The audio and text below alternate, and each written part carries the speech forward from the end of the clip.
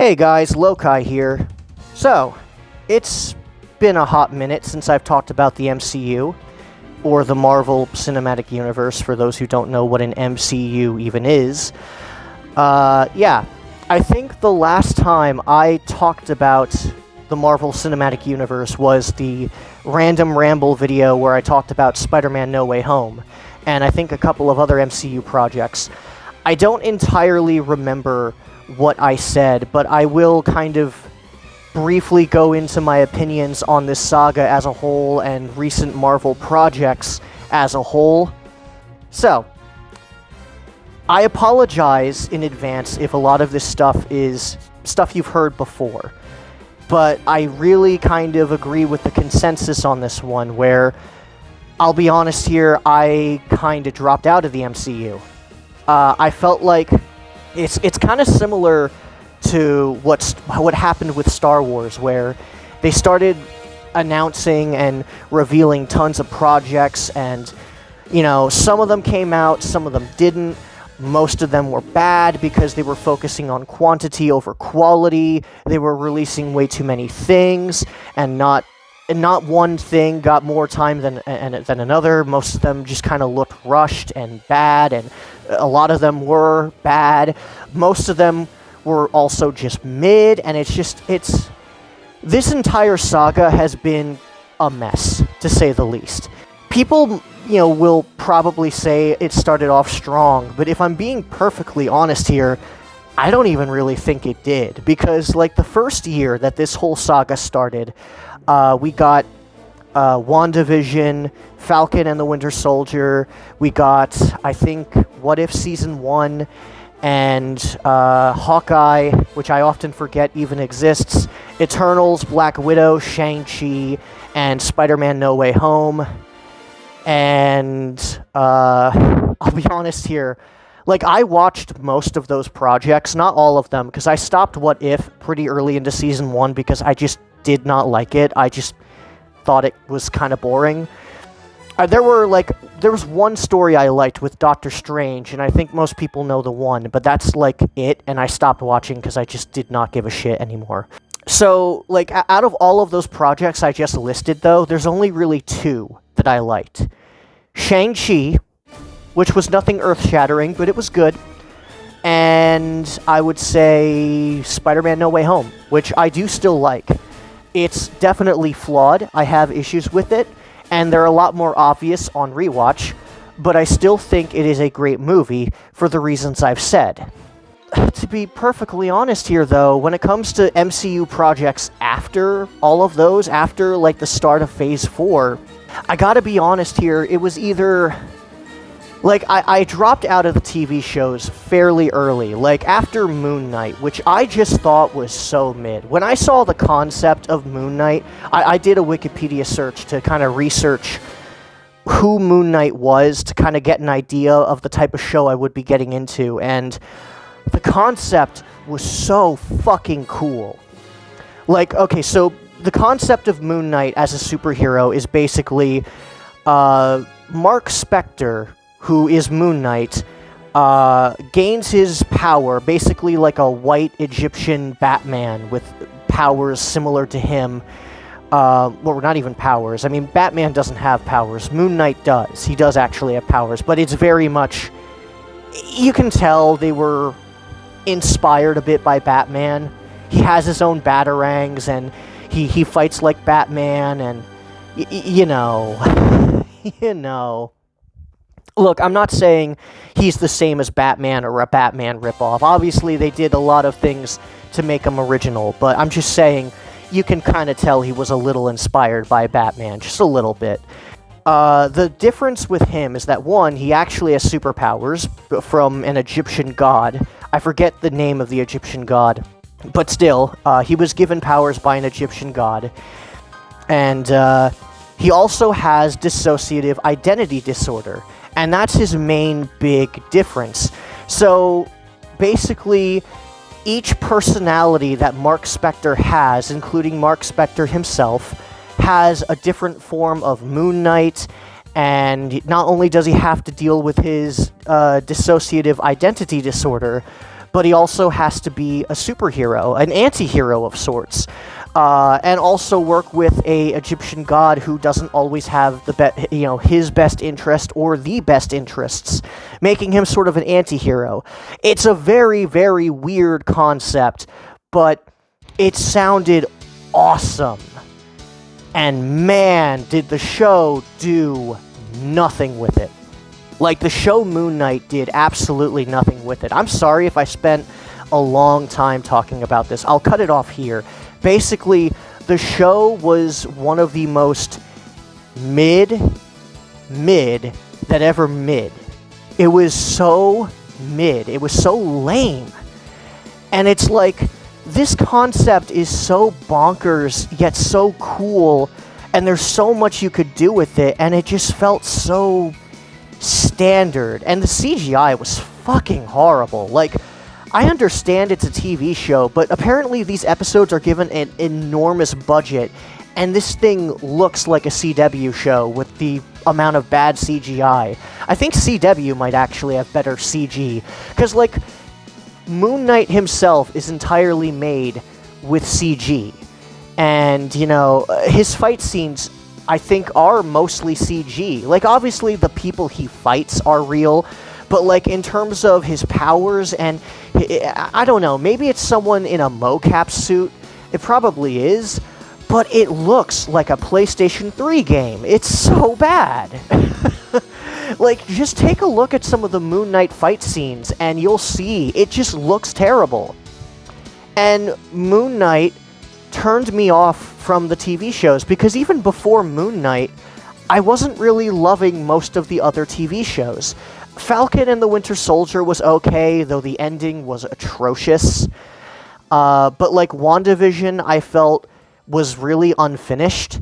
It felt like they had a great idea for a story, but its execution and pacing was just bad. What If, I thought, was mediocre as well. And Hawkeye was fine. I'll bring up Hawkeye in a little bit, because it will get into the show I'm really talking about, which I'm sure you know what it is from the title, but I'll mention it by a little bit. But I'll be honest here, the Hawkeye TV show, it was fine, it was okay, but again, I forget it exists most of the time. It really isn't anything special. It's not awful, it was fine enough. I thought Kate Bishop was a decent enough character, but And if I already had meh feelings on most of the other TV shows, you know what, there's another one I missed. Loki. I know a lot of people like Loki. Honestly, I'm not really one of them. I have issues with Loki, a lot of issues with Loki. I do think it's one of the better MCU shows I've watched, but keep in mind, I've only watched Season 1, and to be honest, I don't even know if I'm going to watch Season 2, because considering what happened to Kang, and with the Jonathan Majors shit, and how none of that is going to go anywhere, I feel like I shouldn't even bother. But, yeah, Loki Season 1, I thought, there were a lot of high highs, but the show is just, it's so padded. A lot of these TV shows feel like they really should be movies, because, like, I know people give shit to the Netflix shows for Marvel, like Jessica Jones and Luke Cage, and even to a lesser extent Daredevil, which I'll be talking about later. I know a lot of people don't like the pacing in that show, but, like, the pacing with these Disney Plus shows is, like, somehow way fucking worse, and I don't even know how that's possible. Because I didn't really like most of the other Marvel TV shows, I kind of dropped out of them after Moon Knight, because I was just so disappointed, and I thought the TV shows, each TV show, there were moments, but each one wasn't really getting that much better. Some of them even just got worse. So I just kind of gave up. I didn't watch Miss Marvel, I didn't watch Loki Season 2, I didn't watch any of the future What If seasons. And really, there was only one other thing from the Marvel TV shows I watched, which was one episode of She-Hulk, and not even a full episode, because I couldn't stomach a full episode of She-Hulk, because it was just so bad. Like, I know a lot of people shit on She-Hulk, but I'm sorry, it's deserved. That show is just so not funny, and it's so cringe. The only episode I watched was the one with Daredevil, but I couldn't make it through the entire episode because it was just so bad. Like, I wasn't the hugest fan of how they did Matt Murdock in that show, but, you know, I could take it or leave it because, you know, it's more of a comedy, so I understand the character's going to be a little bit different. So, you know, whatever, I can forgive that, but really, the show itself is just not funny at all. And if a comedy is not funny, that basically kills it for me. I'm sorry. So I didn't even bother watching the rest. I only wanted to see Daredevil. I knew they were going to wait until near the end of the fucking season to bring in Daredevil because they probably knew that show was fucking garbage. So I waited, watched that episode, and then once Daredevil left with a stupid fucking walk of shame, I fucking ducked out. I was done. It was so bad. It was so bad. And I only watched one episode. One! And I thought it was horrible. So yeah, I didn't have very good feelings about the Marvel TV shows. But you know, that's not the only thing. The movies, you know, they're a thing. What about them, Cody? Yeah, they suck too. Now, that's not to say that there haven't been some good ones. There have been some good movies. Deadpool and Wolverine I thought was really fun. I do think it is weaker than Deadpool 2, but I do still think it is pretty good. I have issues with it, but it's pretty good, it's pretty fun, and it's a nice tribute to the whole era of Marvel movies before the MCU, like the Fox X-Men films, and the previous Deadpool movies, and even some other stuff, like some really obscure member berries I did not expect. Like, I did not expect Wesley Snipes' Blade, or Jennifer Garner's Elektra, or even even Channing Tatum as Gambit from the canceled Gambit movie. That was just like, wow, okay. Like, yeah, those are some really deep cuts. I know a lot, Deadpool and Wolverine gets a lot of flack for being very cameo-centric, and I do agree that can be a bit much in, when it's not done in moderation. But considering how many deep cuts they had, it was kind of neat to kind of see a tribute to that whole era, and it was fun. It was a fun movie. And then there was Guardians of the Galaxy 3, which I thought was a great send-off to a great cast of characters I've loved since their very first film.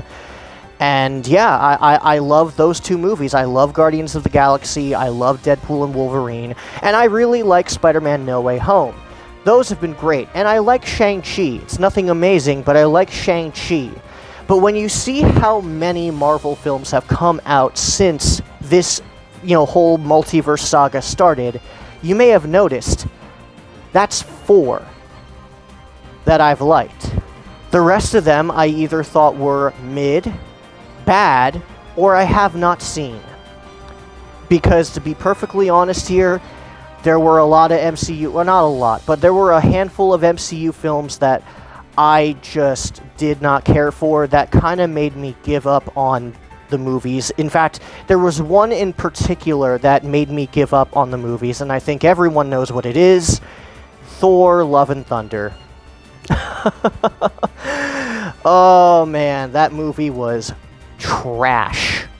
Absolute fucking garbage. In fact, if I could go into my theater experience just a little bit, I know I haven't talked about, the title of the video just yet, I know, but if I could go into my theatrical experience a bit, I went to see that with 2 friends of mine, one of which really wanted to see it because he knew it was bad and he wanted me to suffer. However, karma must have struck in a big way because because he was paying for me and also paid for my ticket because I did not want to see the movie. I only went because he wanted me to go, and I was just like, fine, whatever, but I don't have any money, so I'll pay you back whenever I can. I don't think I've paid him back. He's not getting his fucking money back after the movie. Fucking piece of shit. I'm kidding. But still, we went to see the movie, and He hated, both of my friends hated it. They despised the movie. They were just not having a good time, and I had a great time watching them wince. Because the film really is that bad. It honestly was really fun to see them kind of wince and cringe and just realize what a mistake. And it was great too, because Zach, who I have had on the channel, he wanted me to see it, and he got exactly what he deserved. I don't think he thought that plan through very well at all. And yeah. It was great. Great karma. But the movie was fucking trash. Like, absolute garbage. I'm not going to go into it. I don't even want to talk about it. But it was after Thor 4 that I gave up on the films. I watched Deadpool and Wolverine and Guardians 3 because I had a feeling I would like those. And I was right. But other than those, I gave up. I didn't watch the Marvels. I didn't watch Quantumania, Ant-Man and the Wasp. I didn't watch... I don't know if there were any others. There were probably like a few... Black Panther, Wakanda Forever. I didn't watch that. I just really was not interested. I know that the people who made the film, their hands were tied because of Chadman Bosewick's death. I believe I'm saying that name right. I hope I'm saying that name right. But I know that, that the main star, he passed away, and it was unfortunate, but I just was not interested in seeing a Black Panther movie without T'Challa. I'm sorry. And, Thor 4 also kind of made me wary of other MCU films. In fact, I think that was the next movie after Thor 4. So I think you can understand why I didn't want to see any more MCU movies after that.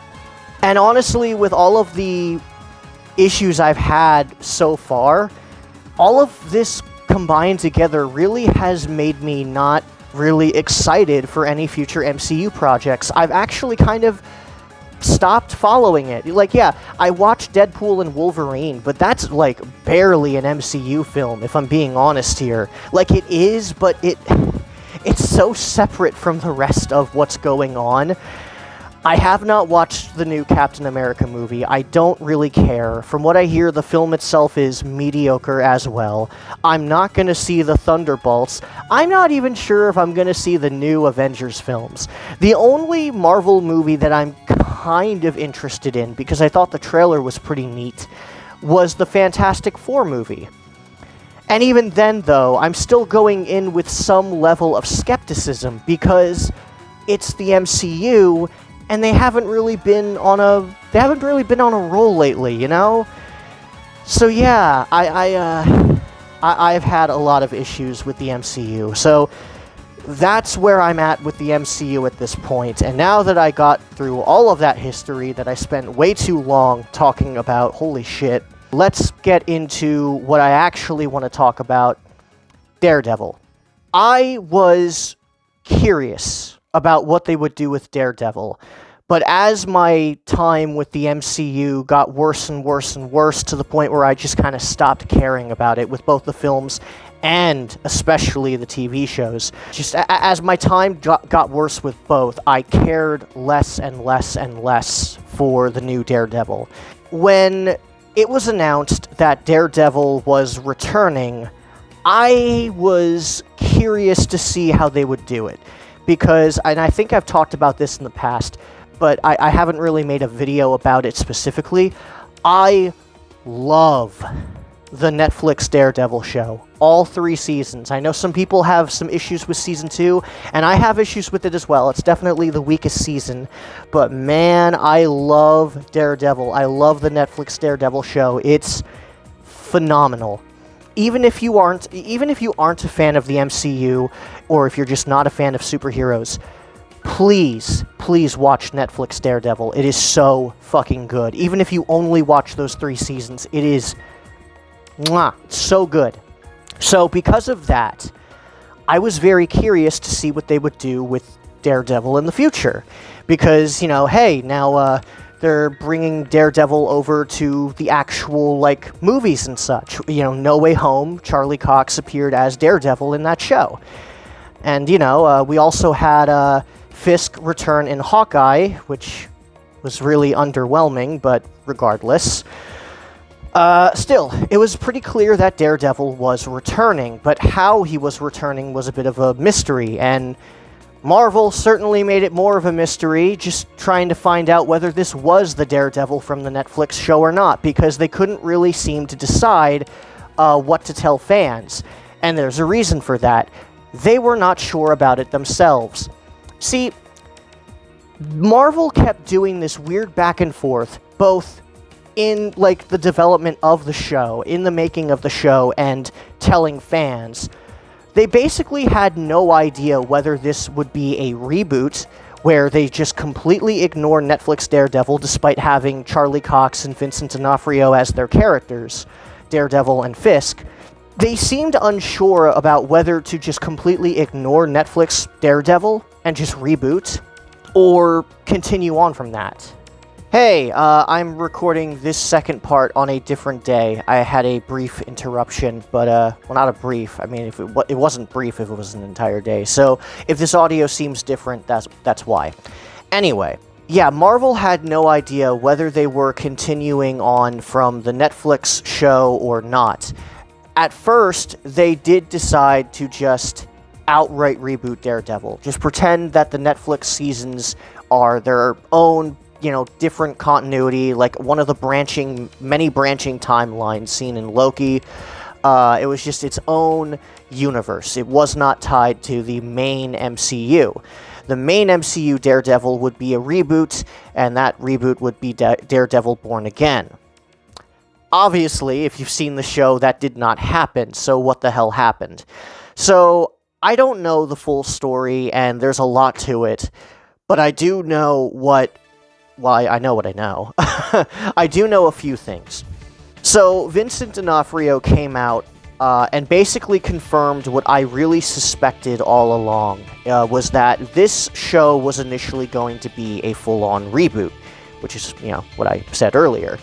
And I kind of figured that that's what they were doing, and I was not a fan of that. To be honest, throughout the entire, marketing of the original pitch for Daredevil Born Again, throughout the original version before it was reshot to be closer to the Netflix show, I was not a fan of them rebooting Daredevil, because to me, the Netflix Daredevil show, one, it's so far away from the rest of the MCU that, let's be honest here, making it canon would really not do much of anything.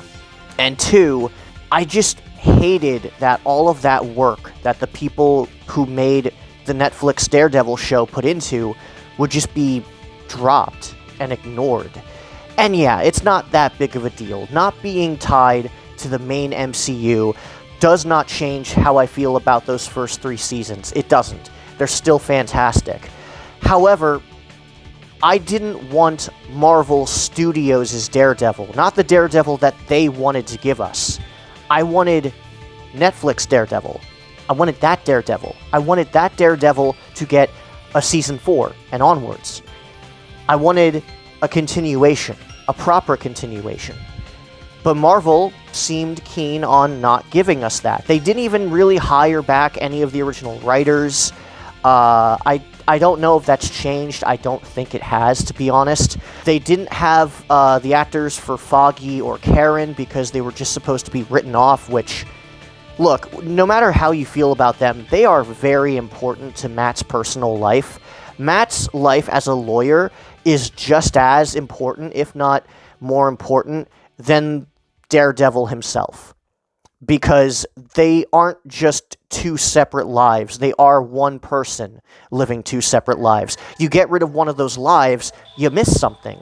It's like trying to make a Spider-Man show without Peter Parker being Peter Parker, and he's just Spider-Man the entire time. And it's like, you're missing something. You're missing a piece of the puzzle.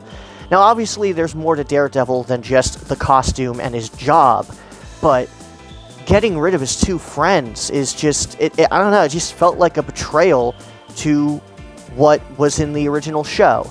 And you could argue they wanted to go a different direction, okay, fine, but it's not the direction I wanted. And yeah, maybe I am a spoiled little shit for just wanting Netflix Daredevil, but given Marvel's recent output, can you really blame me for not wanting them to can you really blame me for being pessimistic about what they would do with Daredevil if they decided to reboot? Now, to be fair, they could also just as easily fuck it up with Born Again. Now that it is a continuation, thankfully, I don't think they did mostly, but I will get into that in a moment.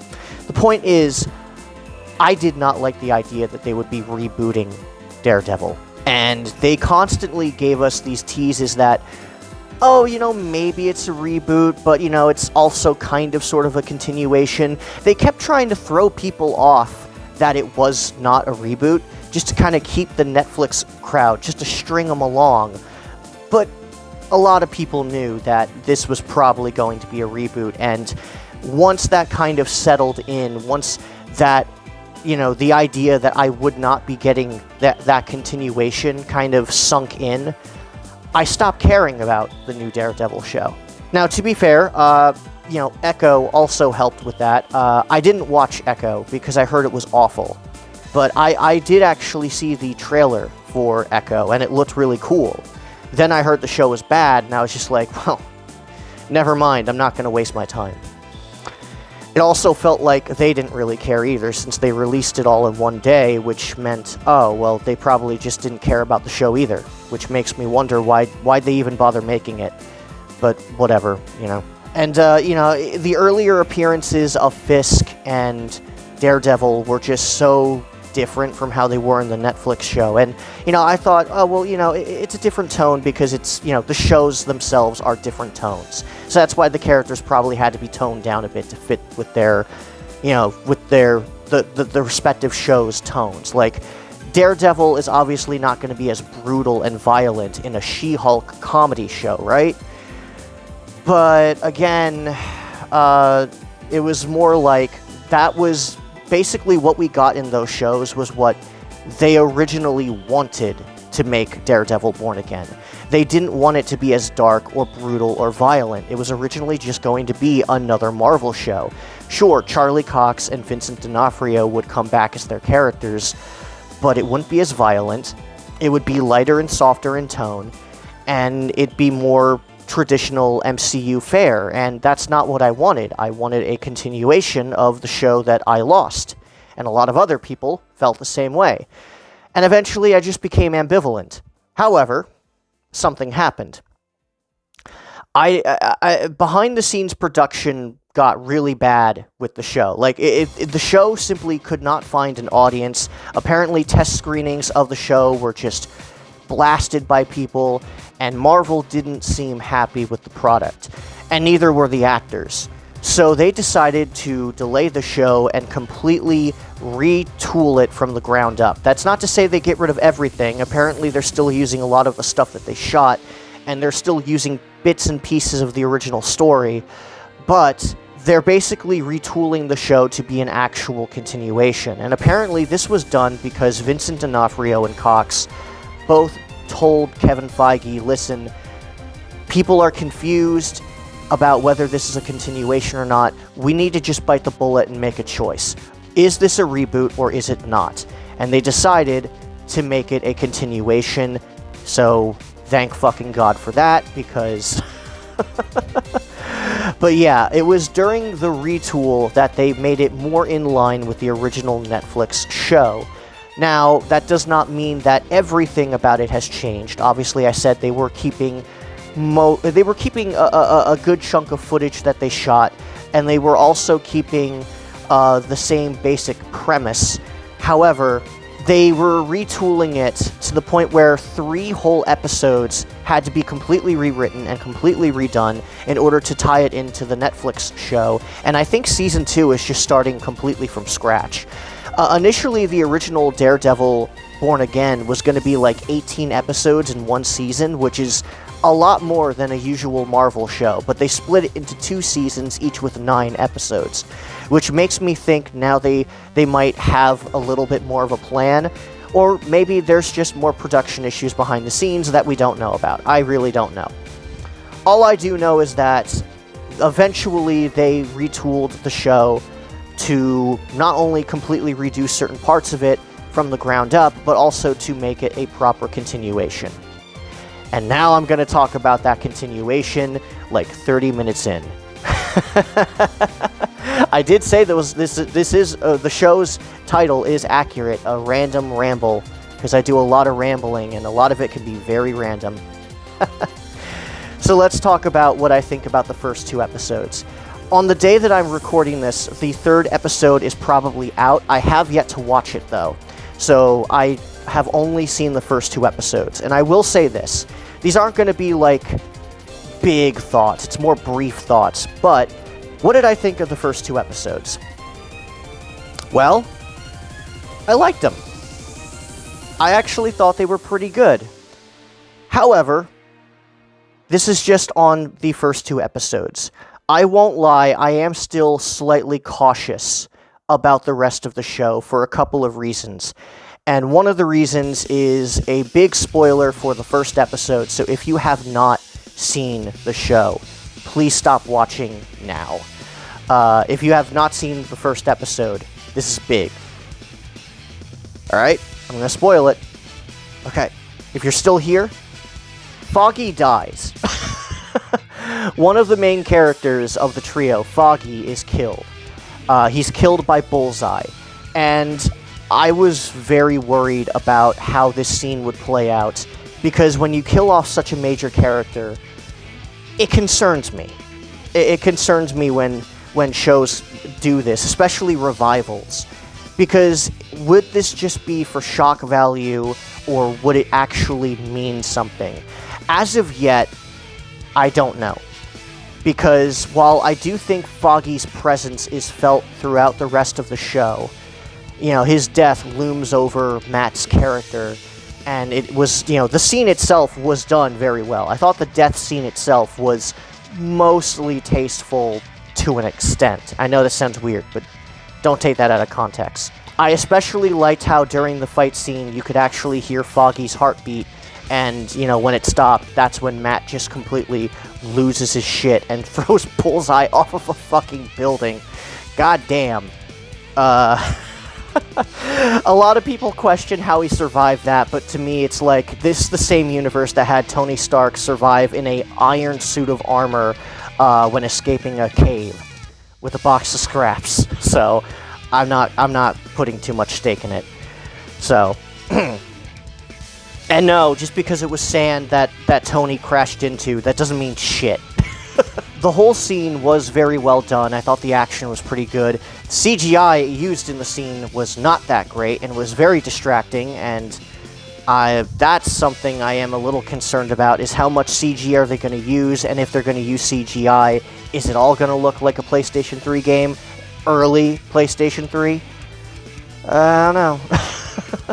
To be fair, the CGI when it was used in the Netflix show was also not very good, but they used it very sparingly, only when they absolutely had to. Like, the opening shot of Season 3 of Netflix Daredevil just looked bad, let's be honest here. But whatever, it was an opening shot. Once that shot happened, there really wasn't that much CGI. But Marvel Studios, because they want to save money, obviously wants to use more CGI, because it saves on costs, and Daredevil's probably going to be doing more of the flippy shit he does with his little stick thing.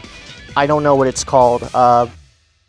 Anyway, Billy Club, that's what it is. It's a Billy Club. He's probably going to be using more of his Billy Club and acrobatics here, and they're probably going to try and tie it a bit more to the comics, at least to a certain extent. So they probably want to make the action more grandiose. So if they do that, if they use more CGI, hopefully it's better.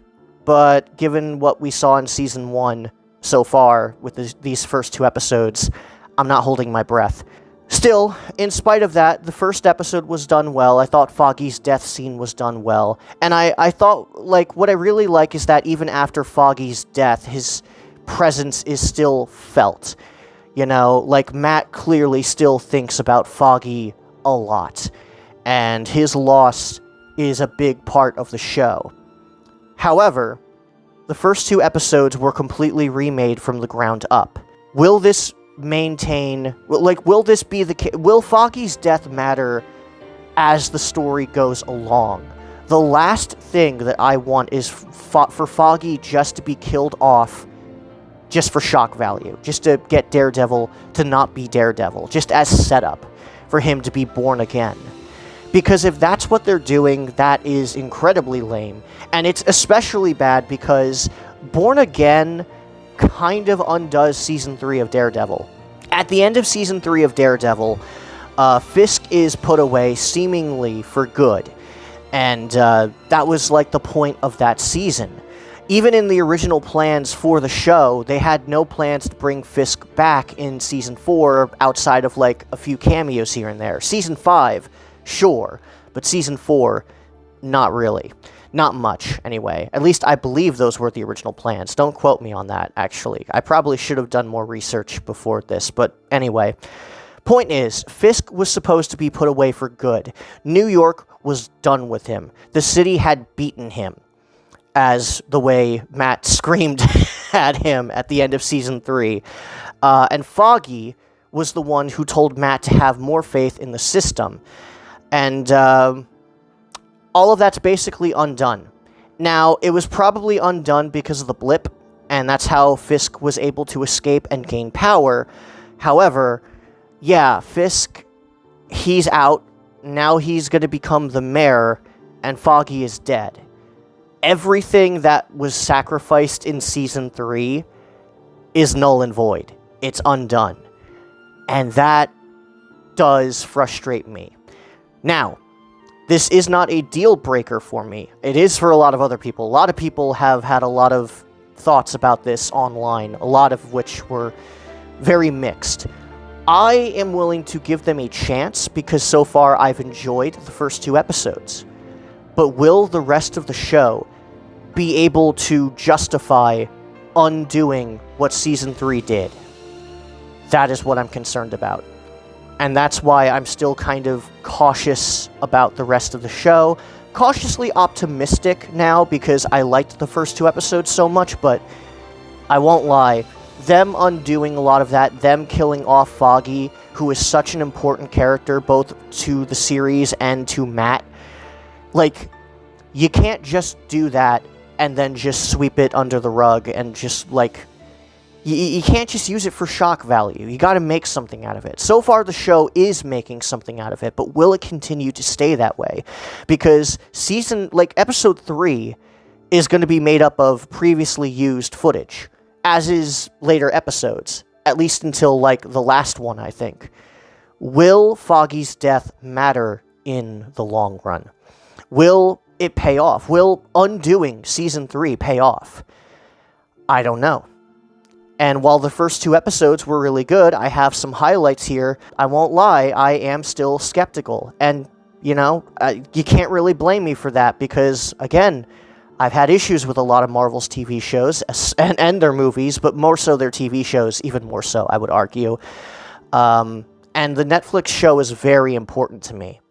So, obviously, as someone who loves that show, I am going to be placing this show under a bit of a microscope, and I know that's not entirely fair, but it is what it is. And this is also a continuation, a revival. It's being billed as a revival and a continuation now. There's also other things that do kind of bother me about the behind-the-scenes stuff, like how the writers of The Punisher and Moon Knight, you know, the show that made me quit on Marvel TV show altogether, they're the ones writing this. Again, that's not a death sentence because, you know, some writers, they can write good stuff and bad stuff. It happens. You know, I'm not that petty.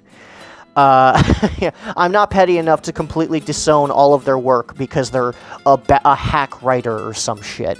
You know, I'm willing to give them a chance.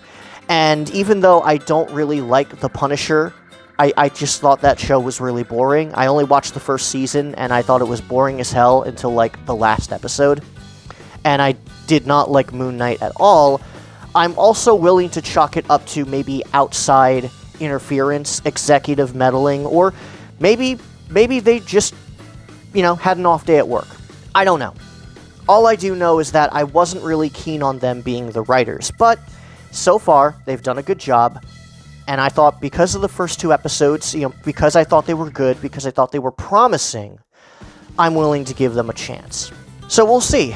And that's really my thoughts on the first 2 episodes, honestly. Like, I'll go over a couple of highlights and scenes I enjoyed, but so far it really is the biggest case of we'll see. And I know, to some people, that's going to be like, wow, you spent an entire random ramble leading up to this, and the best you could give us is we'll see, but honestly, yeah, we'll see. I probably should title this video, My Current Stance on the MCU and Brief Born Again Thoughts. That's probably what I'm going to title it, but still, really, that is the biggest case. That is, like, the biggest thing I can say about this show so far, is it's we'll see. So far, so good. We'll see if it continues. I'm wishing for the best, but I also am cautious about seeing the worst. The Netflix show is very important to me.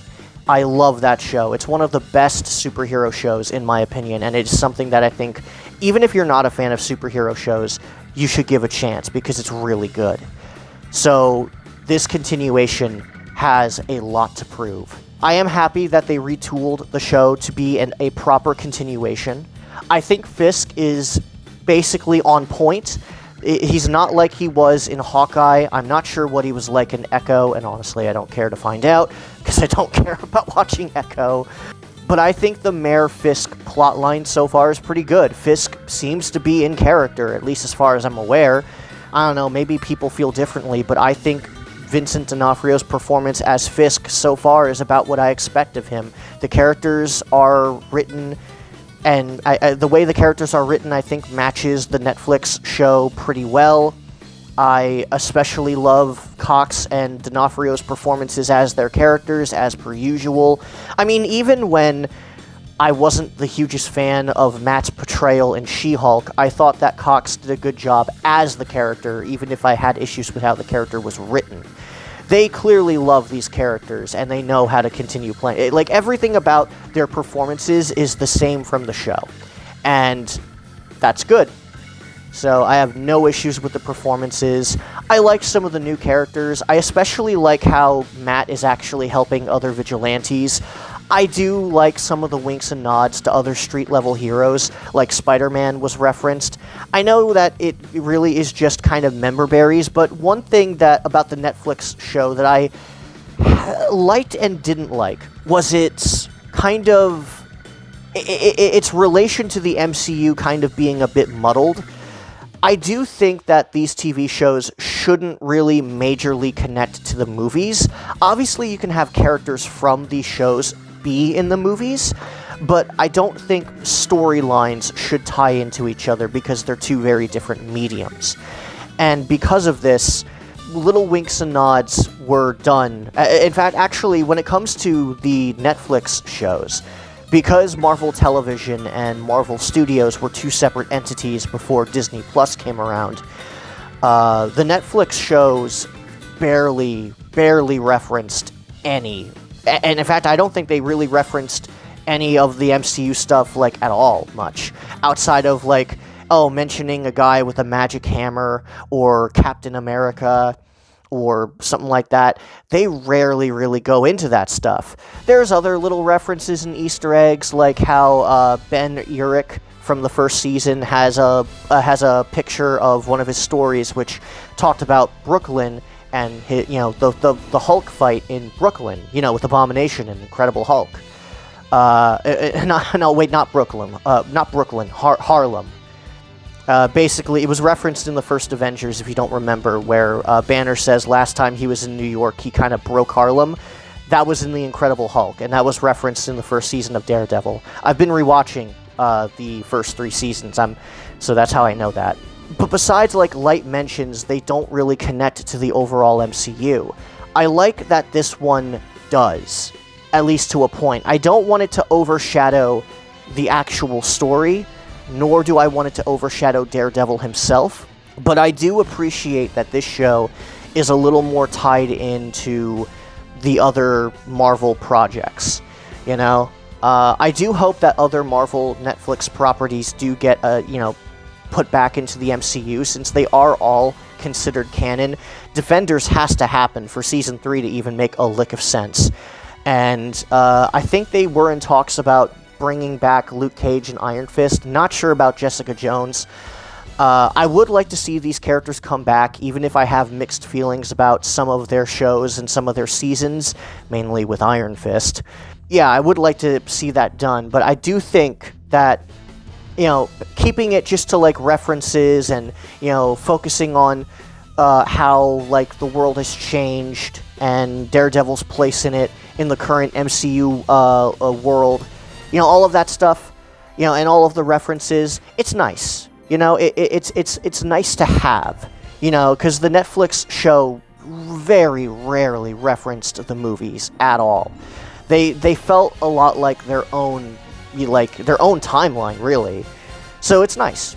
The talk with Matt Murdock and Fisk, I thought was really well done. I just love seeing those two interact. I especially liked how it was a restaurant that was in the Netflix show. That's a really nice callback. It also shows that despite a lot of things in the MCU changing, some things stay the same. It's really nice.